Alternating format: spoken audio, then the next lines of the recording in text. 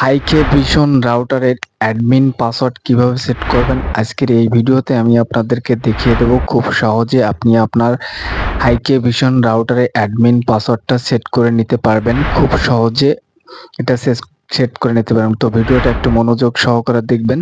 তো প্রথমে কি করবেন, প্রথমে আপনি যে কোনো একটা ব্রাউজার ওপেন করবেন।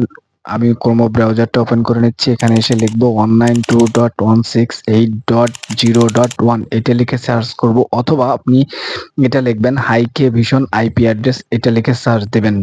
সার্চ দেওয়ার পরে আপনাকে হাইকে ভিশনের আইপি অ্যাড্রেসে নিয়ে আসবে। তো এখানে আসার পরে আপনি এটাকে লগ ইন করবেন।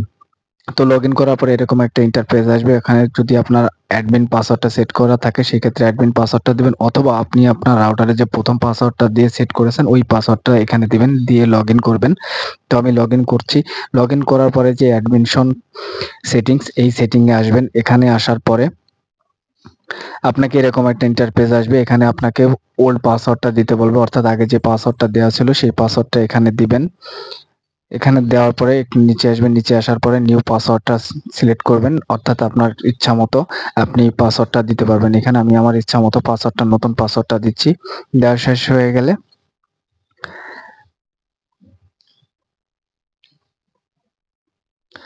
কনফার্ম পাসওয়ার্ডে সেম পাসওয়ার্ডটা ইউজ করবেন। এখানে পাসওয়ার্ডটা সেম পাসওয়ার্ডটাই দিবেন। আমি সেম পাসওয়ার্ডটা দিচ্ছি, আপনারা এখানে সেম পাসওয়ার্ডটা দিবেন। সেম পাসওয়ার্ডটা দেওয়া হয়ে গেলে একটু নিচে আসবেন। নিচে আসার পরে একটু নিচে আসবেন। নিচে আসার পরে দেখবেন সেভ বাটন, এই সেভ বাটনে ক্লিক করলে আপনার পাসওয়ার্ডটা অটোমেটিক্যালি সেভ হয়ে যাবে। তো এখন আমি যে নতুন পাসওয়ার্ডটা দিয়ে সেট করেছি এটা আমি চেক করে দেখবো যে আমার পাসওয়ার্ডটা সেট হয়েছে কিনা।